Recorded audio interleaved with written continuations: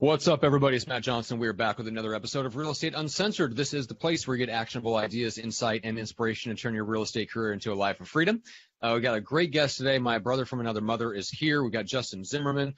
You guys are not familiar with. I connected with Justin here several weeks back, and we realized that we were twins, separated at birth in the real estate industry. We are very systems and content-oriented people, and we're going to talk about where prospecting meets content, because Justin is the man over at the RedX.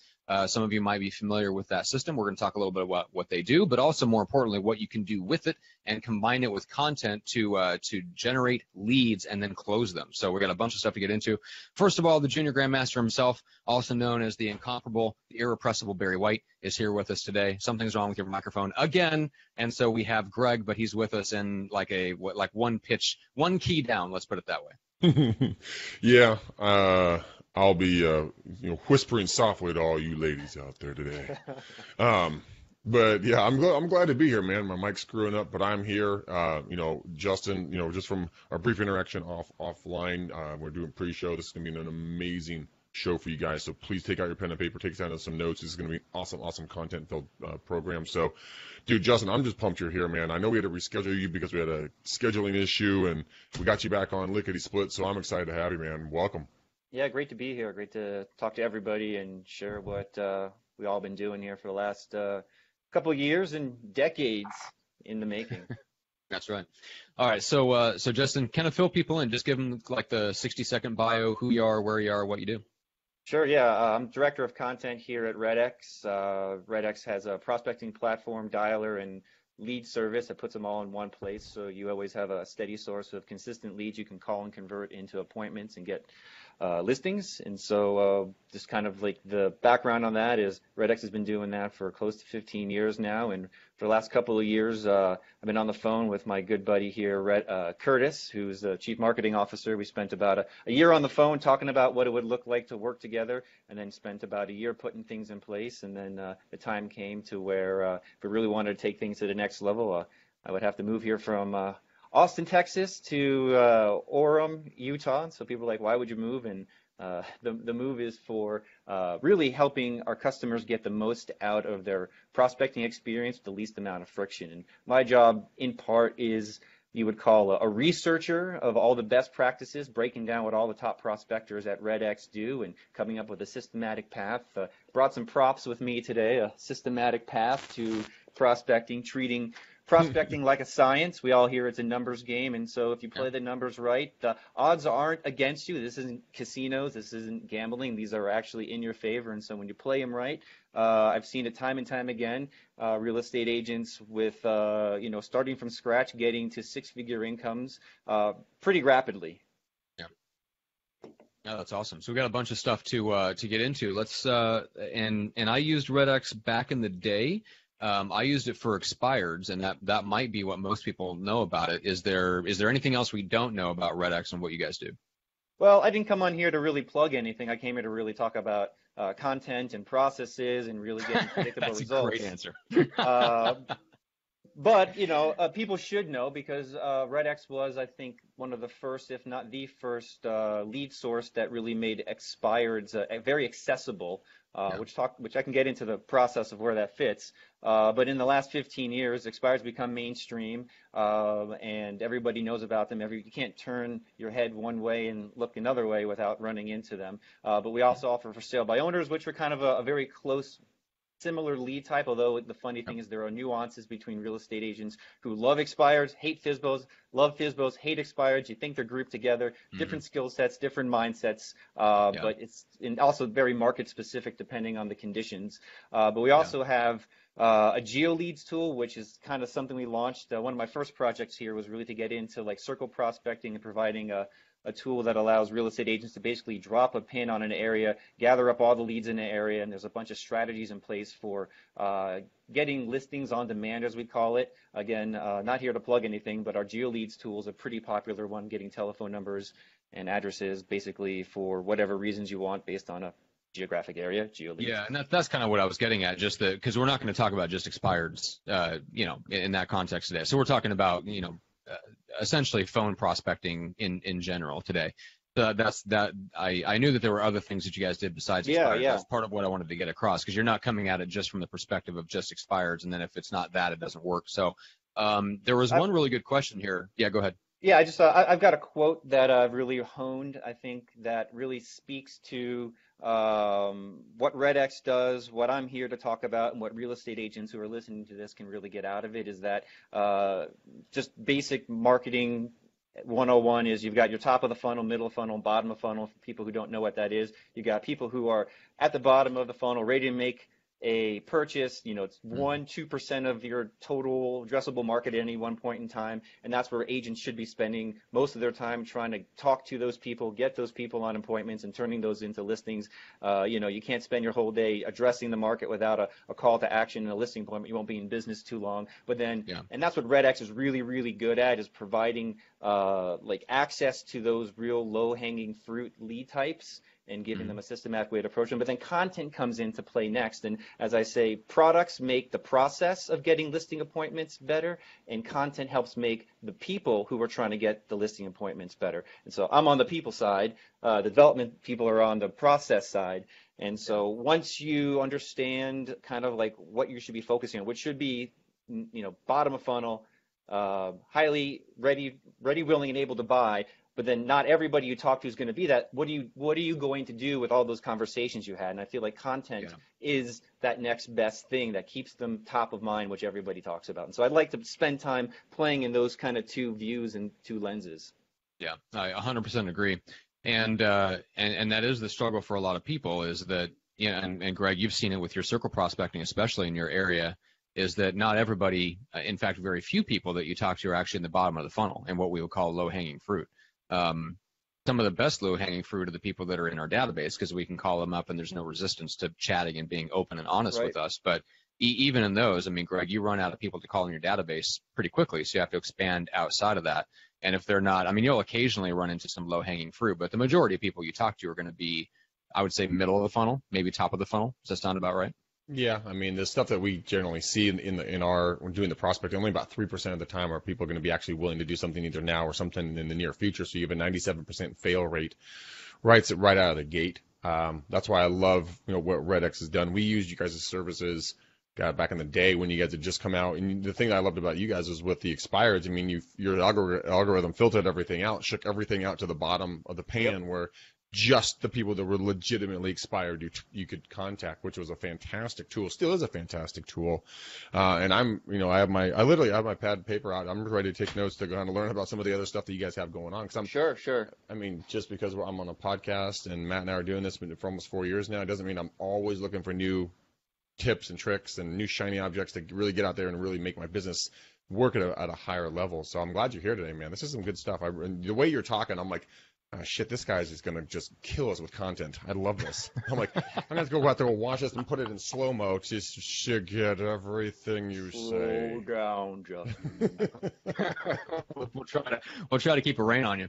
Like I said, I've got visuals I brought with me, and so it's always helpful, I think, for people to visualize really exactly what we're talking about. And so I have one of my favorite famous graphs here, and on the right-hand side, which might be the left-hand side for you, got people who are at different stages of awareness and ready to buy, and then right here at the center of it is the point of sale. And buyer's journey maps, whether you're selling software or you're selling real estate, you are the product. Sometimes you have a product to sell, and just looking at where people are in that purchase process really helps you tune your message, what you're going to say and how you're going to say it. Prospecting is, in essence, kind of a marketing vehicle. You are the message, delivering it, making that call to action, and then, kind of moving out backwards from there. And I've got a concept called the matchmaker method, what I can get into later, which is, I think, a way to help bring your authority and, I guess, the results that reduce the risk and compress the time it takes for people to see you as the valued person to go to for making that purchase or selling decision. Gotcha. Very cool. So the matchmaker method. Okay, so we'll get into that in a second. And guys, if you're watching us here on Facebook with us, Sean, Paul, Nick, Sakis, what's going on, man? Manny, Teresa, Ken, Brittany, guys, anybody who's on with us, make sure to let us know where you are at, not only just for us, but also so other folks who are like-minded can keep you in mind for referrals. That's one of the best reasons to give yourself a shout-out and let people know where you're at. And then, of course, if you have any questions, make sure to put them in the comments too, because we'll bring them to Greg and Justin while we're on the show. And actually, let's kick things off with a good question, because this caught my eye. This is from Larry Hodel in the Lead Gen Scription Objections group. And he's looking for advice on grabbing a second cell phone line for circle prospecting. And this is why it caught my eye. And he's looked into Google Voice, which is an option. We'll talk about that in a second. But he says that towards the end, I don't want to use my cell phone ID on my circle prospecting calls. And Greg, that is literally the exact opposite of how you feel. And I want to get your perspective on it. Why wouldn't you want to use your cell phone ID when you're making circle prospecting calls? Sometimes people are just more shy, than others. I prefer to have people get my cell phone so they can literally just dial me back, and I can get callbacks, which I do get frequent callbacks when I use my own cell phone number. It's personal preference. I don't get it, but it's personal preference.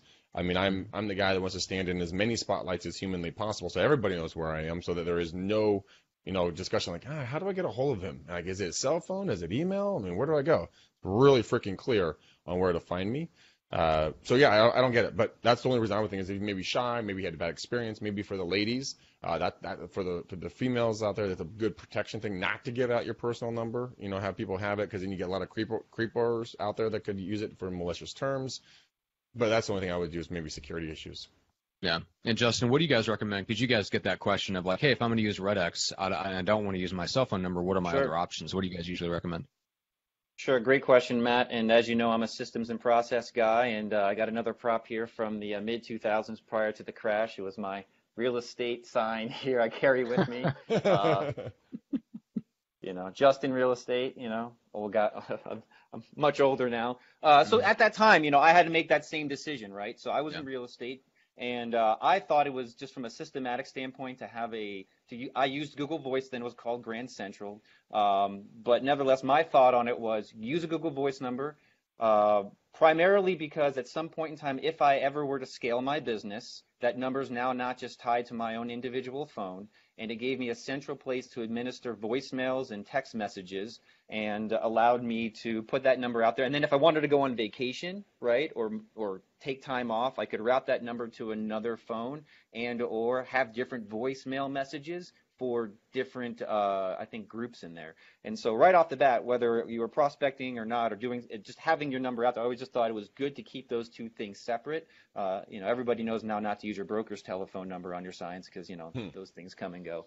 But then when it comes to circle prospecting here, you and I were having some pre-show conversations around that. Google Voice is great because it's free. There's no limited amount of numbers. It's best if you can get one with your area code, because as we've seen here, we have an inside sales team that makes calls to real estate agents the same way real estate agents make prospecting calls to customers. And so kind of the same mentality is, we know when we use a telephone number with the same area code as the people that we're calling, there is a statistically significant increase in the open rate or contact rate of people.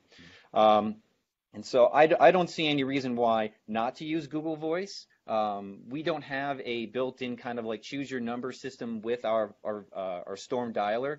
We just tell people, get a Google Voice number, plug it into the Storm dialer, and now you've got an incoming return call dashboard through Google Voice. Nice. Okay. And then, Greg, I'm curious, like what's changed for you on the circle prospecting side? Has anything changed for you since we moved to EXP and you make calls from home rather than an office? Did you always dial in with your cell phone even when you had an office and had a landline? No. We use a landline. So that was an 855 number. Now it just starts off with a 915, prefix. Okay. Of course, 925, 915, 1978. So it's very easy for people to get a hold of me. Neither one of it has ever been a problem. It's all about the message that you leave on the way out on the machine, or if you talk to somebody, what that message says, if you're going to get a call back. We can get into that later down the road, but I mean, yeah, I've seen zero issue with that transition. Greg, I'd like to ask you actually right now, is one of the elements of the job to be done in getting a listing appointment is effective messaging and the voicemail. And for our customers, if you can talk to the RedX customers right now, what messaging have you found to be effective for voicemails? I get that question all the time, and it would be great to just have a simple, hey, here's what works for him. In fact, my job is to find out those things. And so, here's my microphone right here for the rest of the community. Well, it's so incredibly simple. I used to make it a very convoluted message, and then I had an epiphany. I was watching another gentleman do some calls, and his message was so short, so sweet, so to the point. I'm like, oh my God, what have I been doing? And so it went from, hi, this is Greg McDaniel with the McDaniel Callahan Real Estate Team with eXp Realty. The reason why I'm calling today is blah. So it's a long intro. You get people are like dozing off, hanging up, gnashing their teeth, everything else. So what I did, I changed it to this. Hey, it's Greg. When you get a chance, give me a ring. 925-915-1978. Thanks. Talk to you soon. Hang up. And that thing gets people calling you back like this, because they, in their mind, they're like, who's Greg? Why don't I remember Greg? Dang it. Which? Then they call you back like, hi, I'm so sorry. I don't know which Greg you are. And I'm like, well, there's a reason you don't know. I've never talked to you before in my life. But today's your day. But yeah, that's how short and sweet it is, Justin. That I never get pushback. People are very open to have a conversation with me. And when they pick up their line, like, who are you? I'm like, oh, hey, I'm just a local real estate agent. I was doing some calls in the area. I'm looking for people who are thinking about selling their home and was wondering if you guys might be in that boat. And then 90% of the time they're going to be like, no, but that's okay. At least I had a conversation with them. And that was that's where you build the rapport. That's when you can start asking for email information or kind of just have a dialogue. I think you really just highlighted what's called like a micro conversion point. There's like a psychological flip that if I look at some of the content that we write and that gets the best responses, whether you're saying it over the phone in a voicemail message or you're writing it as a text, or we're sending emails, I'm seeing that same framework of content delivery, that initial, just to get that response. Because once you've got the response, you've got their attention. Once you've got their attention, you can say things. Once you say things, you can ask for a listing appointment, right? But if you don't get them to respond, then you get nothing. Yep. And one of the things I've seen that works really well in a quasi-personal, quasi-professional, I test it out, and my friends are my guinea pigs when it comes to marketing and messaging. So, I test this out on them too. And in our Slack channels at work, I'm always playing around with messaging types. And, it's almost the equivalent of sending a text with the person's name and then question mark. Like, Greg? Question mark? And so when I've done some cold text prospecting to get some interviews or to meet up with somebody, I get their cell phone number, and then you type in the person's name, question mark, and then people reply with, hey, yes, and like, oh, hey, and then you can get into it. And so it's just the curiosity and connection, and then, hey, someone told me to connect with you, and you can do your whole conversation afterwards. And so that just reminded me of the same thing, but just in a different medium. Mm-hmm. That's awesome. And I think that's the principle. Acknowledge that that's their number before they find out who you are and what you want, what you're asking. Yeah. Yeah. That's thank you, Greg. I appreciate that. Greg just Voxered me. Matt? Question mark. Yes, Greg. This is my Voxer. Thank you. I appreciate it. Yes, it is me. Oh no. And isn't that one of the, we have a big, huge Mike Ferry organization following here. And so they're a very systematic group of people who follow the scripts as much to the T as possible. And one of the principles in some of those, I guess in any scripting, prospecting script, is to find out, are you talking to the right person, right? Mm-hmm. So when someone, and if you look at some of Cialdini and the Science and Principles of Influence, having people know, like, and trust you, somehow getting in there and getting them to that first, commitment and consistency is like, if you ask for a big yes first and a small yes later, the small yes becomes the one you really want. And I think there's something in there with, like, it's hard for someone to say yes, like, this is me, and then for them to totally hang up on you because they've done some sort of positive, like, micro investment in the conversation, and then they have self-identified as, like, a person. And there's something in there that... Well, so let me ask you this. Are you asking, like, if you have their name, if you're looking at the screen, you're looking at a dialer, because I know a guy that does this. Yeah. And what he's found best is not trying to ask their name. It's just like, hey, is this the owner of 123 Main Street? This is me. Right. And so he doesn't use their name. I don't know if that affects the micro commitment, but what have you guys noticed works better with your top prospectors? Does it matter? It depends. I think what the principle we're saying is find something that's identifiable to them, whether it's them or their property, and get them to say yes to it, right? It's that initial so it works yes. either way. Yeah. It's me. Oh, you can't. The anonymity goes away. Anything you can do to remove the anonymity, and maybe sometimes asking for their name is too much, and you have to pull back. Yeah. I think that's the principle. That's Yeah, an interesting 'cause- concept. Yeah. You take away the anonymity. Therefore, you expose them who they are. They have to say, well, yeah, great. And you bust into your script and you go from there. So give me a couple of techniques that's worked well for your people. So if it's not a name, what are other some aspects? I mean, you don't want to be super creeper guy and be like, hi, is this the guy that lives in the third house on the left on ABC Street? Yeah. So one thing we do here is we have what you could call a prospecting lab, and we invite some of our best prospectors in, and they use our tools. We record them, they watch what they say, and we listen. And there's a bunch of different approaches. And so I can't pick one singular one because I'm just like I'm finding the best people, watching what they do, and then giving our community and customers options to choose of which works best for them. Because again, it's all in the delivery. If you have a cold, and your voice and tone is messed up, or you just have a bad attitude that day, like there's so many knobs you can turn on the same word, the same script to get different results. And so, I would say I can give you guys links to some of our scripts that we provide our customers that have these options in them. And if you want, you can provide them in the show notes. Oh, yeah, that'd be awesome. Yeah, I mean, because Greg, I mean, your scripting is literally different almost every time you make calls. But the one thing that is consistent is your ability to bend the script to do what you want it to do. Yeah. Through experience. Yeah, I mean, if someone picks up the phone and they're a jerk, they're like, who are you? What can I do for you? I'll be like, my name is Greg, and I don't know if you can help me. And then I go right into it like that. Then I say my script, who I am, blah, blah, blah, and I do my thing.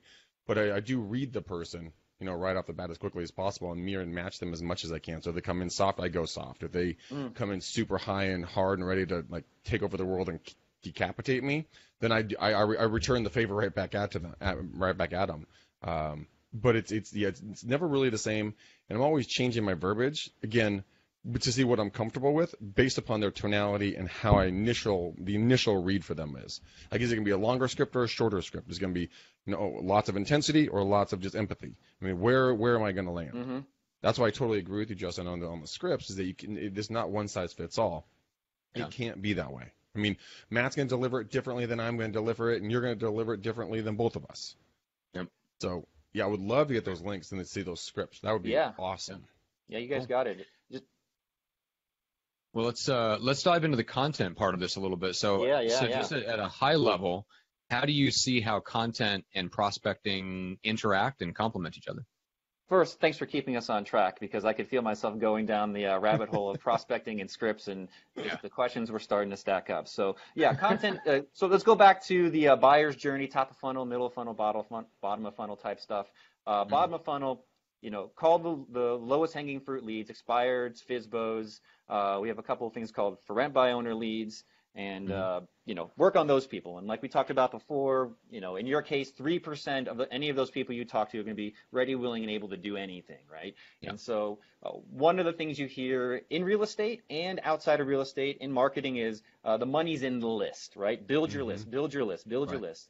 And so some people are ready to buy right now. So that's like 1 or 2 touch points. And most real estate agents give up after 1 or 2 calls. They give up after the first call. They don't make contact, or someone says no to them. They don't know how to say what to say. And they don't know how to offer and continue to offer value to make a secondary call to action on that telephone call or on that doorstep that allows them to start building trust over time. And so for the people who are at the middle of the funnel and the top of the funnel, meaning they're not ready to buy at all, they may sell their house in 7 years, and they may know somebody to refer you to, but they may not. And then for people who are in the middle or in kind of that intermediate evaluation stage, what are you going to do to keep yourself top of mind? And we hear this is not a new strategy, but the way we approach it in today's content marketing environment is totally different. It's no longer just about recipes. It's no longer just about, sending them cookbooks and sports calendars. We're in such a great time to be a real estate agent,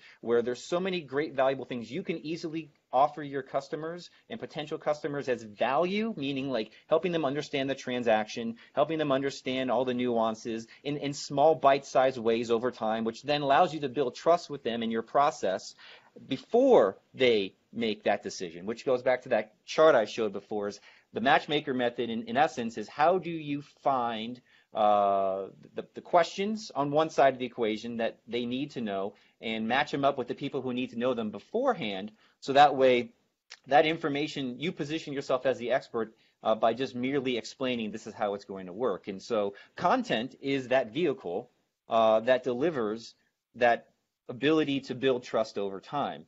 And so I'll give a case study of this right now to put it into concrete terms.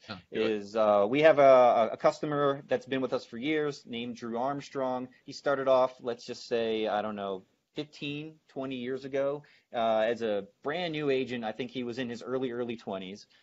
He's been around for a long time, so case study proven, right? And there's what we'll call it a maturity map, right? And so in any profession, you start off as a newbie and you work your way up, and things become easier. Things that you didn't know become accessible to you. And so for people who are in the, let's just call it 1 to 5 year mark, if time is the right way to break down a maturity map, people who are just getting into the business, don't have a large book of business, have moved to a new area, and are looking to just get initial contacts, prospecting is the best, cheapest way to do it. And for every person you talk to, for every 100 people you talk to, let's just say 3 of those people are people you're going to do some sort of business. And then you've got the other 97 people that if you had a secondary call to action other than, are you ready to go on a list? Would you like for me to come over? I'm not a prospector. I could probably I could channel the actual language. I've heard it so many times. But a secondary call to action. If you're not ready to buy or sell in the near future and you don't know anybody else, I produce a weekly, monthly newsletter, something that will help you understand ABC about the market, will help you get access to some point of value relative to the market, relative to their neighborhood. And people are like, okay, and you'll get about a 50% conversion on those people saying yes. And so if you think about that and you do that every single day for the next X number of years, 2 things are going to happen. First thing is you're going to get listings because you're going to be talking to people who do want to work with you now, and you'll stay in business. And then the second thing that's going to happen is you're going to have an email list of people or postcard, at least if you're sending postcards, at least they're going to know who you are. So when they get the postcard, you're just not some sort of random name. And so then that gives you the ability to build a list over time and then send messages to your list. And we can kind of get into that as a kind of another thing if we wanted to. But the case study is Drew Armstrong graduated from being a prospector to being a marketer, right? And so in order to make that transition where you no longer have to use the telephone every day to make your money, you don't have to call every single day to get business, you've built a past backlog of repeat and referral business, and you've got a list of customers and prospects who you can send messaging to where they're going to respond to it and call you for business. But that progression, and there's a lot of ways to approach it. This is just one of them, where you start as a prospector. Like I said, you get the listings that are available now, and you build the relationships over time with content. And he no longer has to prospect if he doesn't want to. He's got teams of people that he can prospect, and he's got a book of business that if I've never talked to him about this, but you can do the math and it's worth something, right? It's an asset that can be sold and passed on, which goes back to Google Voice, having a number that's tied to making the business scalable and transferable. Well, there's a couple of the value adds that I was writing down when I was looking down when you were talking, is because you were sparking some stuff in my head about, what you could offer out as value adds. One of the things that you can offer out is maybe put together checklists or get a checklist of buying and selling, what to do, like what the process looks like with little descriptions. If that'd be something branded with your information on it. I'm working with Nick Sakis on getting coupons for local businesses. Yep. You could build a coupon book specific for you in a digital format and send that over to them in case they've missed it out on the where Nick's doing all the advertising. Access do the Zillow killer ideas and do private Facebook groups for the micro areas that you are specifically working in, and do a Facebook group for them, and then highlight the local areas in there and give them access into it. and then do a send out card with a small gift, maybe the brownies or something along those lines as a thank you for being so kind about and just talking to them on the phone, staying top of mind with them, getting all their contact there. I'm sure there's more, but those are just 4 that just popped in my head right away. Yeah. When I lived in Austin, I had a great friend I worked with who went on to become a real estate agent. And we would meet, I guess, once a month and just brainstorm the hell out of crazy content ideas to help her business. And so there's, you can, it's as far as start, like you were saying, you could take the coupon idea and business idea to the next level and, find all the best restaurants and do interviews with them about their fare and their food and their pricing. And especially in Austin, this really works. It's such a food-centric culture, taco culture. Yeah, it is. Find the thing that, I like to drive things back to principles. First principle is call the lowest hanging fruit and don't get sidetracked by focusing on the 80% versus the 20% of the Pareto principle, right? 20% of your business come from 80% of things you do. So focus on that 80-20 first, and then look within that 80-20 to find the next 80-20, and then you'll find content within that next 80-20. And with that, what I would prescribe if I'm in a position to do that would be if it takes time to create content. It's not like something for everybody to create. And so for those who want to put and install a done-for-you content approach, meaning buy the leads, call the leads, get good at that, right? The one thing, Gary Keller's book, get good at one thing. But there's still more things to be done, jobs to be done in the real estate space. And so I would go to a company like Altos Research or Keeping Current Matters, who has some done-for-you, market-centric, value position content that doesn't require a whole lot of heavy lifting and will allow you to kind of combine the two until you're ready to move on to like that next level where you really got an understanding and desire and the time and money really to focus on content production. The stuff's fun, but unless you do it right, and mind you, it takes time to get that stuff done. So it's a second job, so don't give up your first one. It is. Yeah, your business has to be to the point from prospecting where you have the time, mental freedom, and space to give yourself to create some content. And Greg, you and I have talked about that. I mean, there's ways to do it that are relatively simple and easy, and then you can sprinkle it in throughout your day. I mean, Greg, you and I have got a live training, or not a live training, it's about live videos at rockstarlivevideo.com, where we talk about like how to do Facebook Lives and pull some of that same information. So like if you're subscribed to something like an Altos Research or a Keeping Current Matters, or even if you just go into Realty Times or something like that, like you can spit that back out on camera in a quick Facebook Live, and that's a super easy way to like dip your toe in the water on content. You don't have to be a writer. You don't have to be an email marketing master. Like you don't have to be really good on, you don't have to be super concise on video because you're not trying to do it in less than 3 minutes and all the stuff that people try to do. I mean, Greg, you just hop on Facebook Live and do most of the stuff on Facebook Live and you integrated it into your life. That's probably the best way that I know of to take like that next step into truly creating your own content, is to not truly create your own content yet, is to take other people's content and just kind of put your own spin on it. Yeah, redistribute it out, put your flavor on it, go from there. I mean, I'm just kind of poking around Altos Research right now. They got some fascinating information. I know that I just looked up Alamo, one of our main areas, and if you've lived in Alamo since 2015 till now, you've made an extra $100,000 just by sitting in your house. That's crazy. Isn't it insane? Yeah. What a great point. Crazy. I mean, if somebody wanted, let's give the audience right now, let's wrap this up into something they can do. Really, I mean, what you just did right there, Greg, was like a perfect little example of if you were to get an Altos or a KCM, you don't have to create your own content, and you could look up the neighborhoods, and you could zoom in, and you could do a 30-second to 60-second little quick video update, do a screen share cast, and wrap that into the prospecting call, put that into your email messaging that drives people to that video, and you've got with very little energy, very little money, target your neighborhoods, use an Altos-like product, do a video cast of that area, show them the screen, and then boom, you're the guy. Yeah. Yep. You are the guy, and people only know what you tell them. So I mean, make sure that wherever you guys are getting your information, make sure it's accurate information.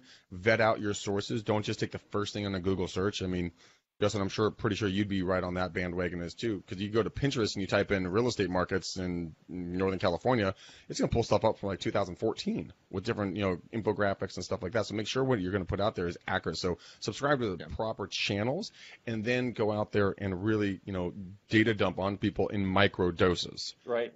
People can't take a freaking paragraph of you just dumping out stats. I've tried it. It sucks.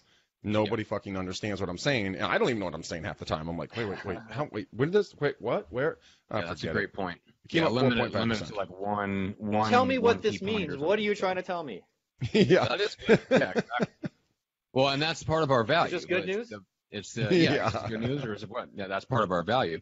Okay, so I've got a really killer question here that I just stumbled over here that I want to end with. But before we do that, Justin, how do people reach out? How do they connect with you, first of all? And then how do they learn more about what you guys are up to over at RedX and kind of engage with your content? Sure. Yeah, I'd love to make two options available. First one, over at RedX. Go to redx.com. We are and have been building amazing access to top prospectors, what they do, how they do it, their schedules, their lead types. If you want to see inside what a top prospector's business looks like, go to the RedX blog, redx.com/blog. We'll be updating our site in the next couple of weeks with even a new refresh. And so that's one way to stay in touch with the things that we're talking about and saying and doing.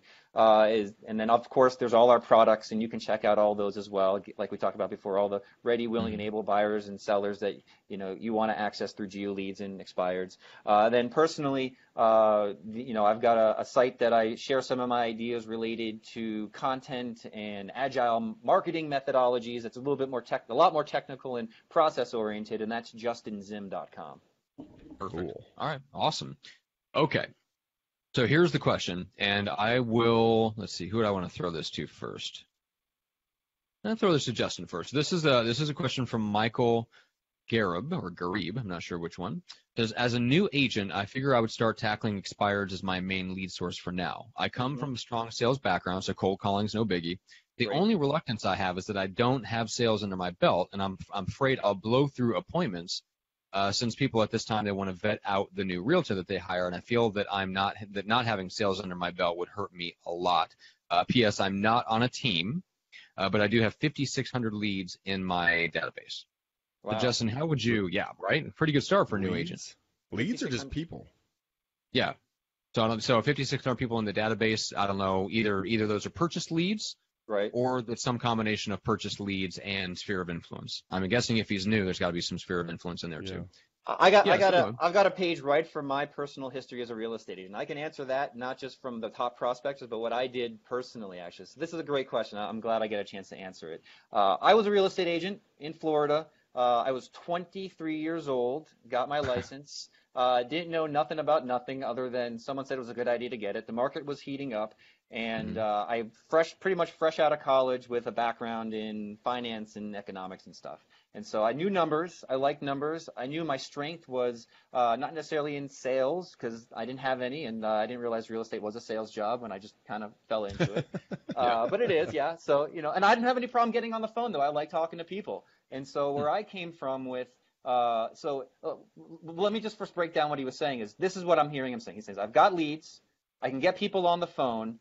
I can get them to the appointment, but when I'm actually at the listing appointment, I'm afraid my lack of sales is going to hurt me when it comes time to ask for the listing, right? I was in that same position, right? Yep. And what I saw matter most, and my solution to that was two things. One, people value enthusiasm. I've seen this work 100 times in my life when not saying it closes the door, but when you show up with a ball of energy and ideas and excitement, you've got somewhat of a marketing plan. People don't care about the details of it. The only person who matters to is you, and you believe it works, and you can transfer that enthusiasm about that marketing plan, how you're going to get their house sold. Same person, another real estate agent walking in with the same plan. When you add enthusiasm, who are they going to choose? And so my first thing was making sure I had a plan I felt enthusiastic about that I could deliver with energy, right? Because if I could do that with them, I'm going to take that to buyers. I'm going to take that to sellers. I'm going to do my marketing within my office and around my local area for other co-brokering agents. The second thing, which goes back to the beginning of our conversation, which is why I'm here, is about content. I knew that I couldn't win when it came to longevity in the business. Just not going to happen. But what I could bring to the table was there was a gray line at the time with MLS data and stats, and there was a system called Wildfire. I could pull those data and stats out, and at the time there weren't KCMs, there weren't Altos researches, but I did have a degree, like I said, in economics and yada yada, and so I created a spreadsheet, visualized the market in the local area, and I would say, here's where the inventory is, here's where pendings are, here's where the solds are, and I would be able to position myself in, and I would even just be straight up and I'd say, I don't have the sales, but what I do have is the skills. Mm-hmm. And I would position the skills and I would talk about the pricing. And right before the end of the market of 2006, where everything went to hell, there was a couple of customers I know I saved them hundreds of thousands of dollars in equity by showing them the reality of the market based on my skill set of data and where the numbers were. And I go, this is economics, right? You have your emotions and your love for your home, but what matters is how many buyers, how many sellers, and what's the overall economic trend of the area. And if you can go into that, it doesn't matter how many sales you have. If you have the truth behind pricing, then you have a much better chance of positioning yourself as the expert than even someone who has years of sales, and that's all they're talking about. It's a hell of an answer. Really good. Yes, it is. I am not following that. Okay, well, let me piggyback onto that. Justin, I was in your situation in 2006 and 7. I was 25 and knew nothing about nothing. I was very fortunate to get into a really good marketing program that did have a lot of training around listing consultations and how to do a consultative style presentation, backed up by a pre-listing presentation that was hand-delivered by my business partner in his Lexus before I showed up the next day for the listing presentation. Honestly, I did not get the question. We built a system that separated us so far from other people, and we were like young and hungry and aggressive and all that stuff. But what it really was is I did the same thing. So rather than coming at it from an economics background, I came across it came at it from like a marketing background and said, look, like, we've got the transaction processing handled by someone that's a 13-year veteran. They're going to handle you contract to close. She's amazing, blah, blah, blah. She knows way more than I do about the paperwork. Here's what I'm good at. I'm good at the marketing. Here's my 150-point marketing plan. This is what I believe will most effectively market your home. Now let's talk about your goals. Right. Where are you going? Why do you want to get there? Right. And then I go straight into like consultation mode. And that did effectively the same thing for me. It so obliterated any question of who is this young guy showing up on my front porch trying to list my home. Like I made it into a non-issue. But again, enthusiasm for the part of the process that I really enjoyed is what also helped set me apart. I will say this, in addition to all those things, if you still feel like it's not enough, I'm speaking directly to Michael here, there is always the possibility of just co-listing. Just find a mentor, find somebody with 15 years of experience. That's how I got started. 20% of the commission, whatever, just enough so that you can co-list it. And that way you've always got that to fall back on. So if it's really an issue, you say, great. I tell you what, I understand that I'm new and that may be a concern. That's why I've already partnered with one of the top agents in my office. We actually co-list. And so if there's ever a question, like we handle the negotiations together, we sit down and work out the marketing strategy together. So you get the benefit of all my enthusiasm. Yes. Yeah, you get all. She's the long-standing expert, all the sales history. I'm the marketing guy that figures out all the strategy, and together we do this for you. And so, in essence, there's always a way to spin it. Yeah, they feel like they're getting more. So there's always a way to spin it. Whatever your strengths are, Justin, you found what your strengths are, and you spin those. I did it for me. Greg, you did it in a different way. You had your family to fall back on a little bit, and so you had a little bit different pitch. What was your pitch to listings when you were in your mid-20s? That I'm, basically I just use my last name. I mean, my father had been so prevalent here in the Valley that I would just say, hi, my name is Greg McDaniel, with the McDaniel, the Terry McDaniel team, because that's what we were called back then. Yeah. And then that name resonated with the people like that. That was my in. So I just leveraged family and my last name. Which is no different than somebody using a co-listing broker. Mm-hmm. Yeah. Anybody can do that. Yeah. There's nothing stopping any of you guys to do it. Make sure you brand yourself with someone, not just the top agent. Make sure you brand yourself alongside someone that you respect and that is respected in the community. Don't just look at their sales numbers, but look at their reputation as well, because as soon as you associate with them, you're bound to them with them forever in some people's minds. to be very careful about that. Thank God I actually like my dad, so that wasn't a problem. That's right. He didn't embezzle a bunch of money and run off to the Caribbean islands. No, damn it. In 06 and 07, I wish he had. That would have been fantastic. Yeah, exactly. But yeah, All right, I think there's some easy tactics for people to go and start really hitting the low-hanging fruit and really getting some good results. Yeah, agreed. All right, Greg, how do people connect with you? A couple of ways, guys. I'm actually reopening up some coaching. So coachwithgreg.com. If you guys want to get back out there and do some free 1-hour coaching calls, 6 p.m. Pacific Standard, go to coachwithgreg.com, and you guys can get out there and you guys can get some one-on-one coaching there. And then for the easiest thing to really kind of have a conversation with me, go to bookmcdaniel.com. It's right here on the screen. Let's talk about EXP, guys. Matt and I are literally building an empire. We're the number one recruiter for our line right now. This year, we've brought in a ton of people. We want to bring in a ton of more of the right people. And if you guys are thinking about EXP, if you're thinking about making a shift, if you think that you guys want to make multiple streams of revenue just by selling real estate, you're not going to sell soap. You're just going to sell real estate. That's all you do. Let's talk to me. Book 30 minutes, bookmcdaniel.com. Let's have a conversation and see if it's the right fit. Matt, back to you. We got to pick a color for the bow tie. Oh, man, I think we're all, well, let's see. Let's go with navy blue. I feel like navy blue for the bow upon today's episode. Let's do that. Okay, a navy blue bow it is, Bubba. All right, guys, with polka dots, red polka dots. You guys, hey, thanks so much for coming and watching the show. Justin, we're gonna have him back because he was going a mile a minute. Obviously, this man has got a ton of content up in his brain. Justin, if you'd like to come back, we'd love to have you back. Just because there's some really cool stuff. And you guys, this is why we do it. We do it for you. My favorite stuff to talk about. Oh God, we're just gonna make you a regular. We're just Matt. You'll be my new co-host. I'll be his understudy. I don't even know if you would notice. I would too, man. You mean a lot to me. But we're gonna bring people like Justin back. You guys go back and watch this interview again. There was some seriously good stuff. I was taking down notes, no joke, throughout the entire interview. I mean, just looking at the Altos research and done for you right there, talk about the different value add second offers. I mean, that he was talking about. Think what you could do to be authentic to you, to be amazing. But anyways, share this interview, guys. Share the podcast. Give us a 5-star review on Inman. Yeah, go to Inman and give us a 5-star review on iTunes.